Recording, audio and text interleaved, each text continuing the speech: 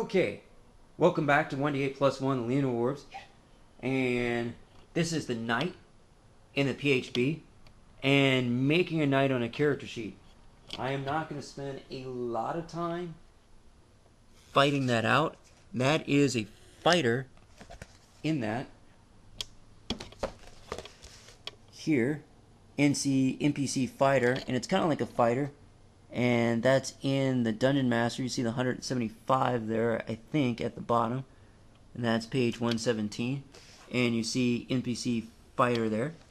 There's NPC Druid and other classes. NPC Monk in there. And actually there's some prestige classes in there too, as well, with special materials. And that's prestige classes. And prestige classes right there offer a new form of multi-classing. Unlike the basic classes found in the player's handbook, characters must meet requirements before they can take their first level of prestige class. And that's on page 176. And that's the Arcane Archer. And there's their table there. And that's the Ledger there, the Arcane Trickster. The Ledger Person. And that's theirs, Archmage. And I believe that's 5 there on page 179, and stuff like that. There's the assassin, and got all types of things to jump into. But there's an interesting world of stuff in here that's usually not accounted for. And we're going to take this one, the Dwarven Defender, and we're going to get ready for that. And it's got dodge and endurance and toughness, but I'm not going to take that feat first at first level. That's Eldritch Knight. There's the Hierophant, Rising Walker, and Lore Master. There's Mystic Theurge and Shadow Dancer. And that's the Red Wizard chart on page 193 at the bottom. And that's the Red Wizard there, along with the Circle Powers there. And there's a cast level 40th there. I'm not sure if you can see that number there, but you'll get into that on page 194. And that's 195, and that's also the Thaumaturgus. And from there, there's conditions in there, and environment, but there's all types of good stuff in there. There's frightened, flat-footed, fatigued, and there's exhausted. I have to get back to that sometimes, and that means there's panicked in there, and there's conditions. And if you get into it here, another thing for knight, adamantine, and that's special materials on page 283, and that's its damage reduction there. I do have a rule compendium type thing. We'll have to get into that some other time too. So now we're gonna make a knight. Now the problem with the knight type thing, along with many other characters, is his transference from there type thing to a character sheet on the back of the book. And it seems like it's of infinite non-importance, or let's say infinite over-importance, and can get started on a bunch of paths that aren't really conducive to playing a knight. One can make a knight, but the opportunities that were there to derivative might not ever be discovered if kickstart some other methods to building that knight. Might not ever just it's one of those places like a restaurant that you didn't realize you could eat at, and you drove past it like probably about 10 times a month. So from there is building a character and putting 2 and 2 together to realize a knight. So we're going to look at this character sheet right now, and that's going to be complicated. And then we're going to get into building a knight. And at first it'll seem like it'll take forever, and then you'll be like, man, or dude, your dudette warranty, you know, how did that take that long and to produce? Because the choices, once you have the Da Vinci Code for it, are relatively straightforward. So we're going to do them right now. Okay. first, let's see here. Not sure how many did I get. We got that. Okay. Now here, I'm going to start with this color coding the sheet. We're going to go here, and we're going to take, let's see, this stat point. I will probably put that in blue. Doing that. I don't have a camera blue in here. That's here. And that's in blue, like that.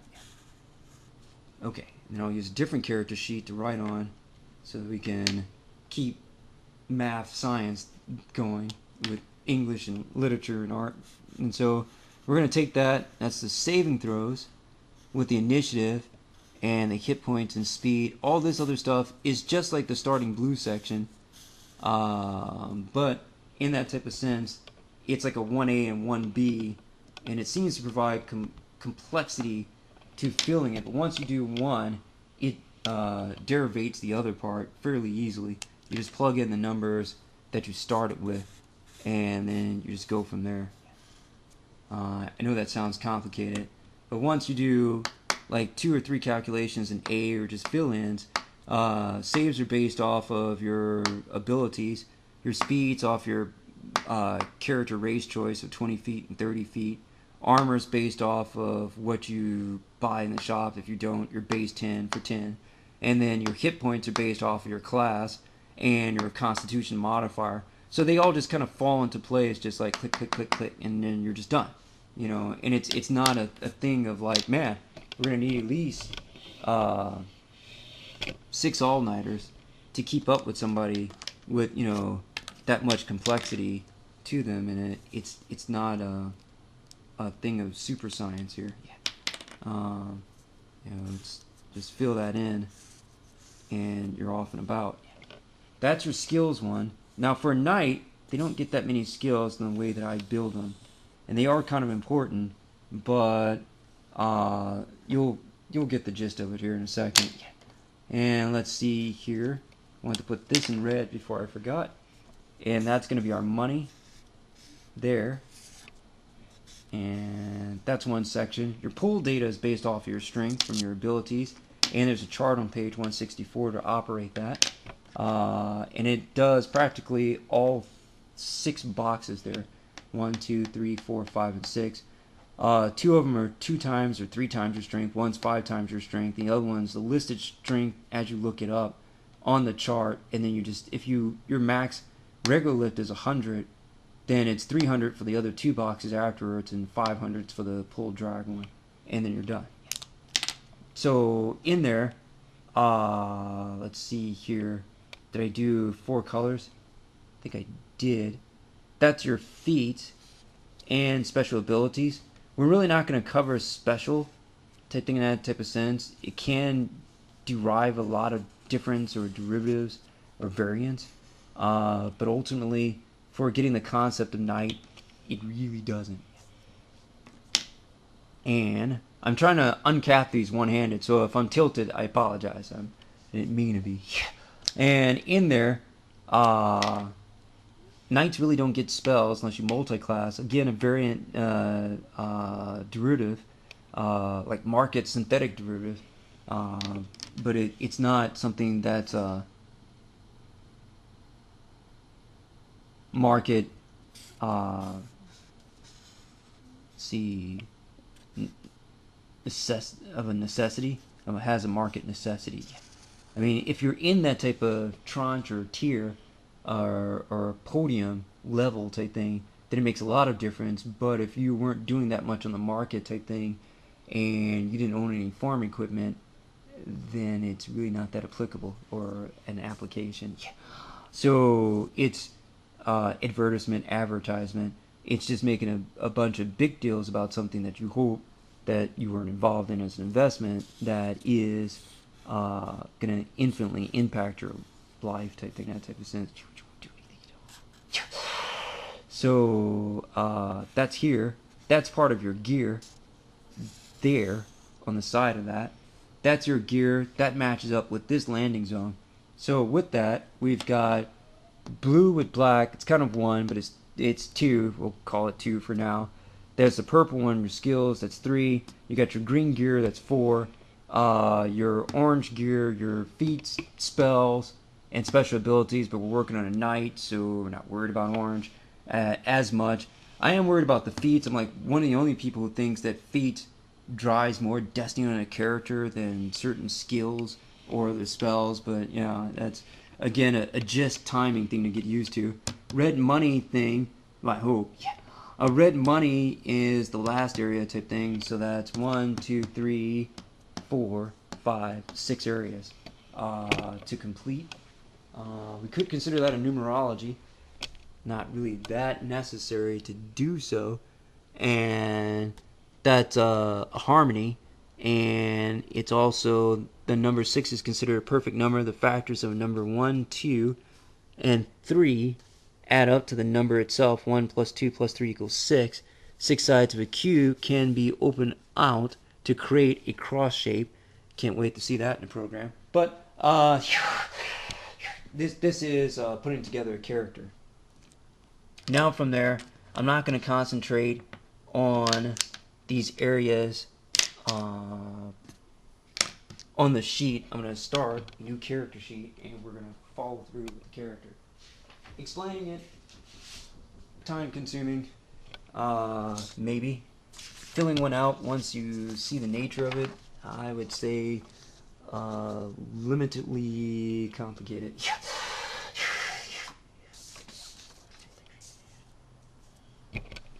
Now, we had area 1, which was physical information. Let's see here. And that's here. I'm going to go right side now, apparently, since I'm opening the book with my left. So I'm just going to assume that's right there. And so we're going to play for a constitution bonus here, plus 2 constitution bonus. We're going to play a dwarf. And with dwarves, there's a picture of their face. And that is their personality. And that's physical description in the PHP on page 14. And relations and alignment. Dwarven lands. Religion. Language. Names. Male names here. And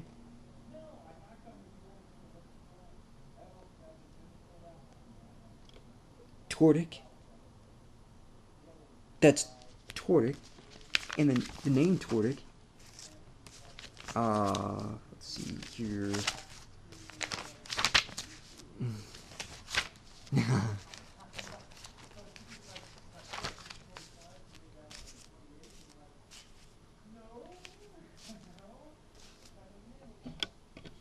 That's Tordic here. Okay. Now, Tordic is also the name here of the character, and he's already got a description, so we can use that in our description. I have not done so in a while. There's Lockwood, the author's name underneath the axe. And let's see here. So now Tordic is a dwarf, and we can write that in there. Let's see, that's my name there, and that's my player name, and we know we're a dwarf. And we can go to physical description. They can be 4.5 feet tall. Tall dwarves are 5 feet tall, but they are wider than they are taller. They're really bulky offensive linemen. So if that's a 42 or 52 jacket, that is the width of a dwarf, even though they're only 4 feet tall in this world. They are really, really, really wide and stout from that. Let's see here. Dwarves stand only 4 to 4.5 feet tall, but they are so broad and compact that they are on average almost as heavy as humans. Dwarf men are slightly taller and noticeably heavier than, well, you get the idea. So we need a name too for our character. That's male names. There's 10 of them. I have used, there's a Tordic name, and I've used Inkill before, so I probably won't go with Inkill. I put dice too far away from me. Yeah. Here we go. And once we do that, we can roll that. We're going to use a point system from Greyhawk to keep up with, let's see, it's in pure iron ore thing, just clean and fix things. Blood diamond or something. No, that's confusing. And so I just let's get the cup. My hand sticks more comparatively. So I usually use cereal cup, and so it doesn't roll in the ridges of my hand here, and it catches type thing, and then it crevices in them. So I like to use a cup. And let's go here. That's okay. And we've got name and 1. Yes. And Barendd. Right here. Or maybe Barendd. B-A-R-E-N-D-D.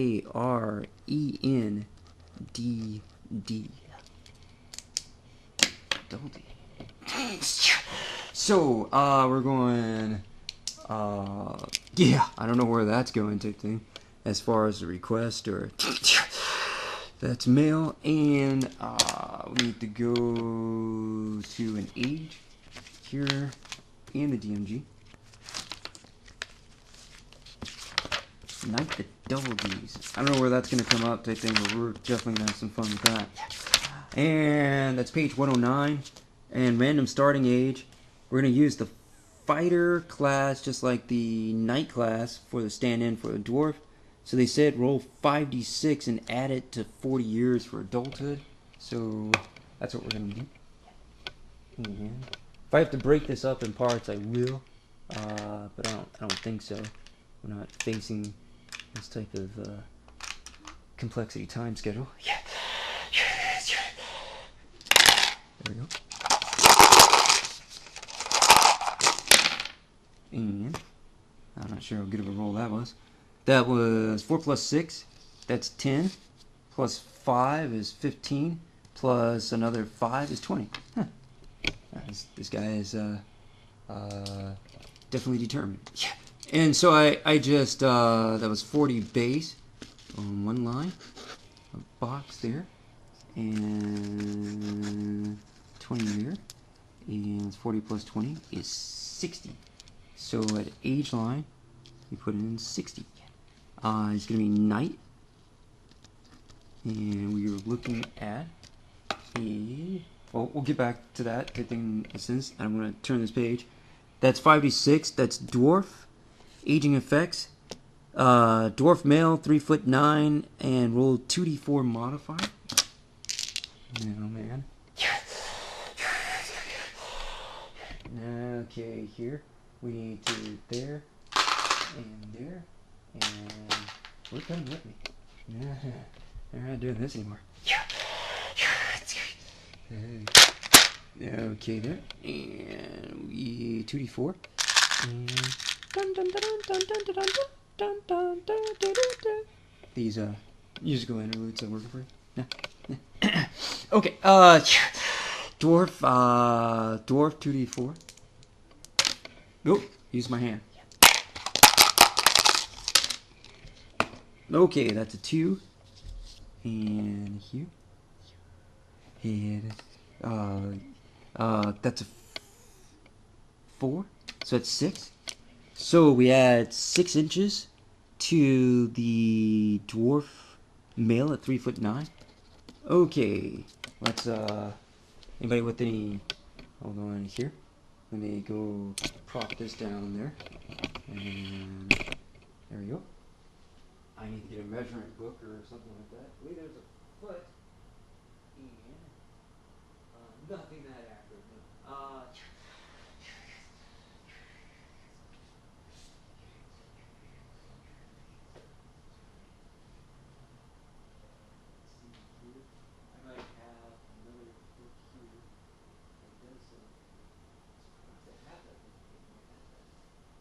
Let's see here.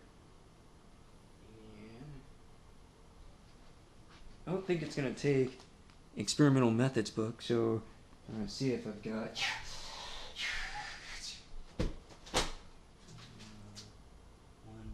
here. That's one here. Some of my books have the matrix inside to it. Don't know the ones that didn't.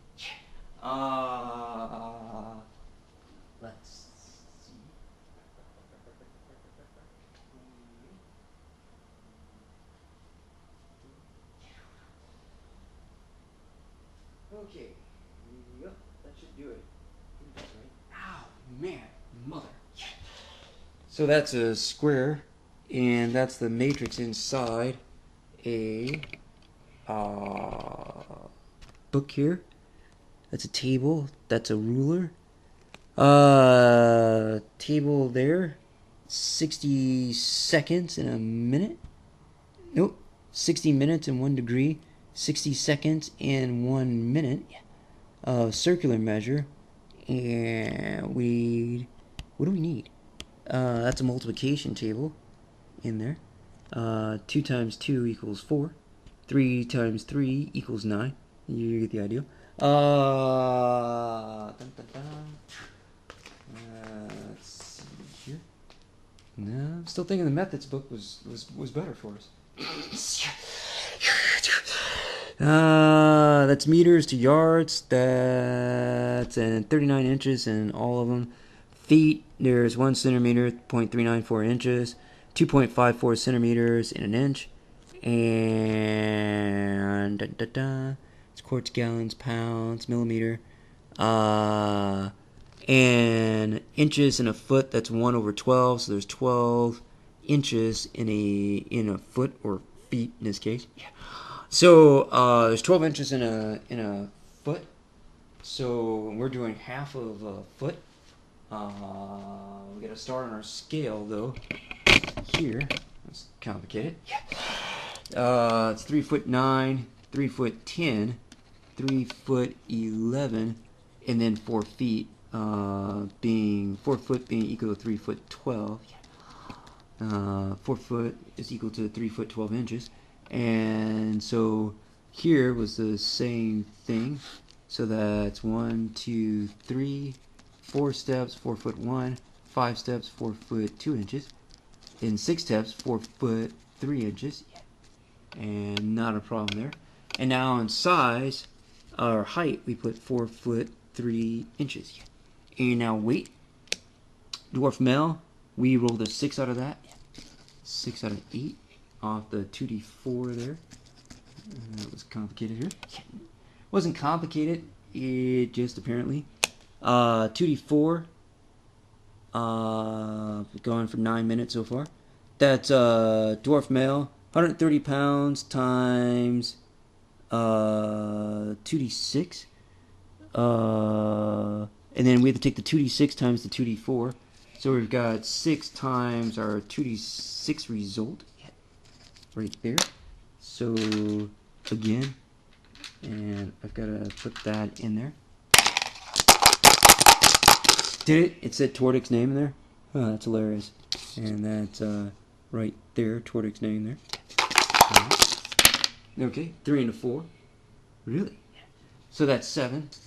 So now that's 7 on that type thing. So 6 times 7 is 42. Could use the multiplication table on it. Or do I have a calculator nearby? No. Yeah. 6 times 7, and we're going to hit an equal sign. That's 42 pounds. Now we take the base weight of a dwarf male. That's 130 pounds plus into our 42 there. And that's 172 pounds. So our character is 4'3" and weighs 172. And hair and skin, we'll go with white. We can go with Viking red hair. That's what we said that we were going to do. Tortic here is a picture of red hair, so I guess I'll go with black hair. And that skin, that is you can say tan. Or something of that nature. Eyes, let's see, let's go back to page 14. And we know here that the dwarf constitution, real quick, is going to have a positive 2 from its race, and the charisma is going to have a negative 2 added to it from the point scale. We're going to get back to that. And page 14. And it feels like forever. Physical descriptions. Dwarves are slow to laugh or jest and suspicious of strangers, but they are generous to those few who earn their trust. Dwarves value gold, gems, jewelry, and art objects made with these precious materials, and they have been known to succumb to greed.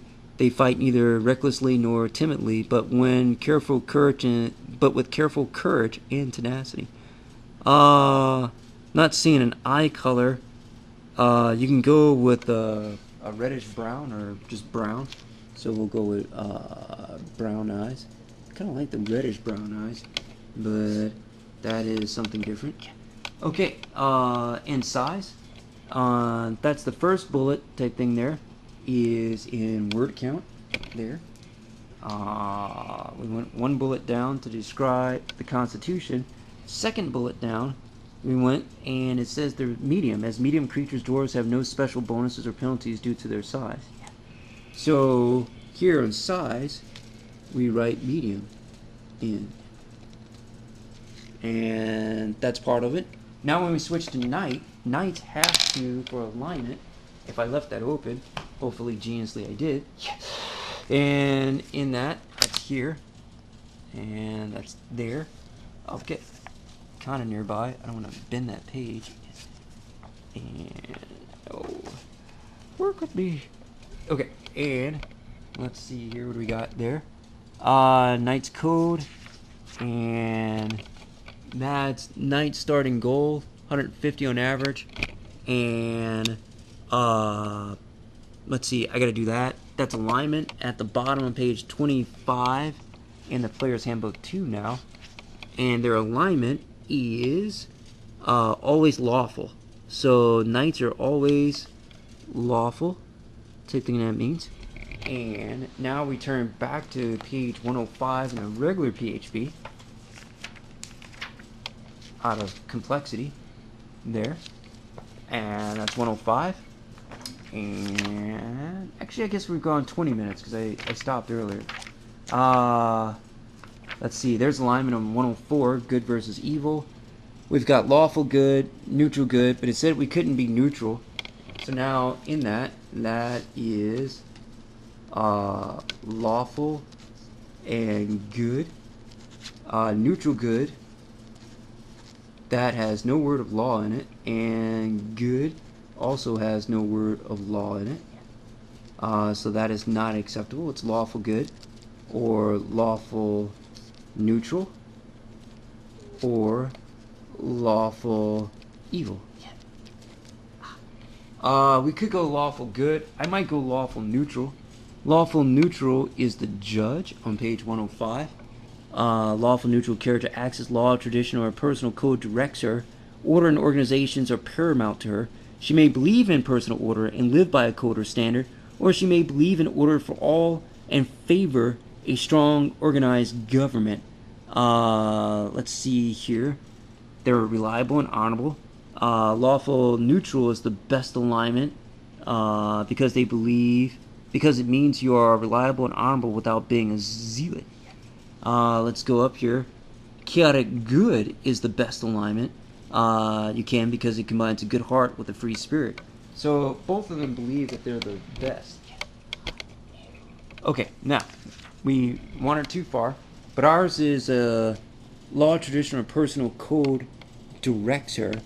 Right there, code directs her.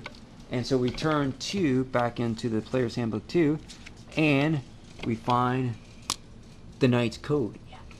You fight not only to defeat your foes, but to prove your honor, demonstrate your fighting ability, and win renown across the land. Stories that arise from your deeds are just as important to you as the deeds themselves. A good knight hopes that her example encourages others to lead righteous lives. A neutral knight wishes to uphold the cause of his or her liege, if one has one, and win glory. An evil knight seeks to win acclaim across the land and increase their own personal power. The knight code focuses on fair play. A victory achieved through pure skill is more difficult and hence wins more glory than once achieved through trickery or guile, being clever. A knight does not gain a bonus on attack rolls when flanking. You still confer the benefit of flanking position to your ally, but you forgo your own +2 bonus on attack rolls. You can choose to keep the +2 bonus, but doing so violates your code of honor. That's on page 153 in the player's handbook. And up at the top, along with using the squares of the 5-foot grid, here, there. That's a 5-foot grid, and from using that, or you can use page 133 in description here, and that is also a 5-foot square. So each square counts as 5 feet, and now you can go back to 153, and that's standing on each side of the flanking type thing along with the 5-foot squares on page 153 in the player's handbook. Now you can confer that +2 bonus, but when you're doing it, your ally will get +2 along with the d20, and you will get a d20 for your attack off of page 135. That's the orange die that I have there as a marker, and that's 20. But from your bonus, you would not get a bonus because you cannot benefit from a flanking bonus or hitting somebody from the side. So you don't get a bonus type thing. You get 2 less than your compadre does. And for initiation for sneak attacks on the flank as well. That's page 50, and that is that's range attacks in the sneak, and I've done a video on sneak too. And basically, roll attack deals extra damage. Target would be denied dexterity bonus, the surprise round, or when flanks her target. And there's a glossary for that type of stuff in there as well. Stuff that I have to cover. Once again, let's see here. That's staggered, and then stack. I'm looking for it, but I'm not reading fast enough to provide an answer to that. And there's surprise right there, and that is on page 314. Is the surprise round. Might want to familiarize oneself with that to understand how to execute one's own conditional ability. But anyway, we digress. Alright, now, we filled in the top part of a character, and now we need to turn back to page, that's your abilities, we're not up to that yet, or technically we are, that's page 6. Alright, character creation, check your dungeon master, we didn't do that, I'm just making a video. Roll ability scores, I guess I am the dungeon master. Chad, would you like to check with yourself and do that? Actually, I wouldn't mind doing that. I guess a knight would be an appropriate character. Roll ability scores. But we're not going to roll ability scores because we're going to use Pathfinder. Oh, really? I like rolling. I mean, even though they come up with 8s and stuff like that, it's exciting to me. So I didn't know that. Yeah, it is true. Yeah. Okay. So I just, no, nothing else. That was it. No, okay. And so we just, that's table ability score cost, score point, and that's an 18 score for 17 points. Very confusing. High fantasy 20 points. This A to B column thing, or vertical row, is kind of like your score, ability score to modifier. But even though modifier and points almost have an identical fallout type thing, they're not identical. So this is the A column, this is the B column, and your modifier is going to be the C column, as if you were reading this backwards. So now, this is the score. You're going to temporarily go into the B column. You're like, I want an 18 score type for your constitution. And now I'm going to start it over from A. On that line, it's going to cost me 17 points to pick up an 18 score, which is going to have a +4 modifier. It's really that straightforward. But every time it gets started in something else, it just becomes weird. And we are not about contingency weird. It's not the fringe division. So in that, we're going to do 17 points here, and we're going to turn our page now from that to page 8. And I didn't bring a leveler to that. Let's see here. That's going to be an 18 there with a +4 modifier. And so now that was score to point. Okay, we're on the same side here. Score to point to modifier. And much like the Soul Train board, you kind of have to move it around for them so that it's in the right order of word association. So now that's 17 points out of the 20 points to spin. That's going to get an 18 score with a +4 modifier. Just like that. And then in your character sheet, without rolling, you did an 18 plus 4. Now, in that 18, that's the first thing that you did, and you spent the 17 points for it. But your race description, your dwarf race, said +2 constitution. So now in that, which I should have wrote over that, that's 18 plus 2, while still being a first level character. Here, that's page 22. That's first level with 0 experience. And we can go here and write knight first. And then there, we write 0 experience there. And we can also double up on a sheet to do more of that here. And let that come to fruition. There we go. And that is an experience sheet. Today's date is April 30th. No experience has been awarded yet. So that is 0, no 10% bonus. Our total is 0 right now. Our running total is still 0. And this is in character creation. Oh man, I just took liberties and just filling things out. Player's name is Chad D. Brown, and Barendd is here. Let's try a cipher real quick here. That's A is the first letter, Z is the 26th letter in the alphabet. Let's see, A, B, C, D, E, F, G, H, I, J, K, L, M, N, O, P, and then Q, R, S, T, U, V, W, X, Y, and Z. Now I know my ABCs. Put numbers underneath that. 13, 14, 15, 16, 17, 18, 19, 20, 21, 22, 23, 24, and 25, then 26 at Z. Whew. Okay, now we need a last name. Cup. 10 letters. Agreed on that.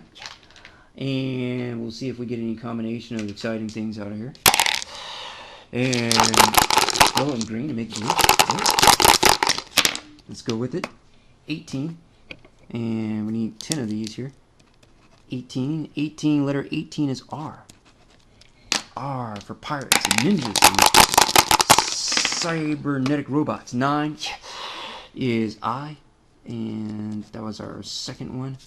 That's our first, second, third, fourth, fifth, 6, 7, 8, 9, and 10. Because I'll, 9. Just follow me on the complexity here. That's 13. And what's the 13th letter in the alphabet? It is the, what is it, Brad? Harder or easier? Yeah. That's 13. That's M. And that's a Chanel Pelosi of Incredible Crew. I don't know what happened to Incredible Crew. That was a rocking show. 22 is V. Yeah. And that's here. Shadow was on it. And what is he on? Adventure Time. He's the voice of Finn, I think. That's 16. And yeah, free ticket or something like that. I don't, fanfic there. And that's 18. Yeah, Eisner, bring money. And so I just, boo. Yeah. That's R, and 7. Well, I mean, I could make it pretty interesting for a background or a signature or something like that, I guess. Yeah. That's 5, that's E. So we've got RIM, VP, RE.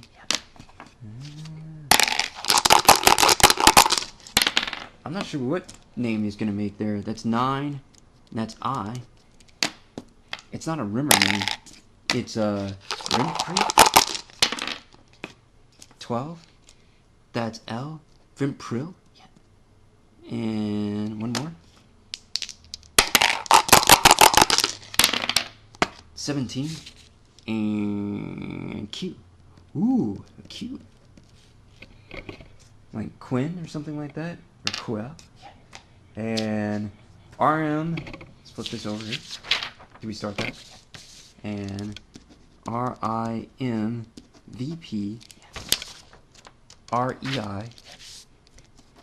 Maybe we want an apostrophe in our name. Ray LQ. Rim.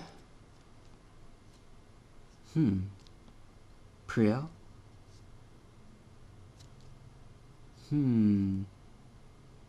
Relk. Prelk. Rimprelk. Rimprelk. Barendd Rimprelk.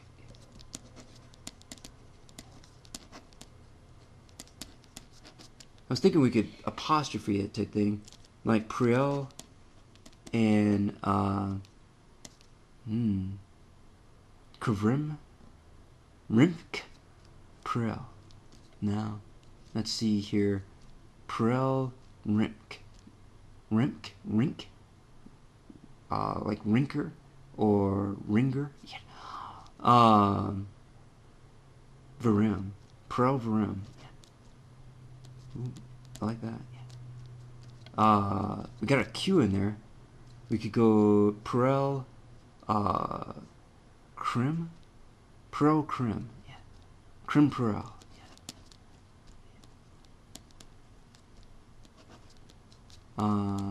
Lost there. V. Crimm for Priel. Barendd. Crimm for Priel. It's too many stops over. For Priel, Barendd. You can call me Crimm.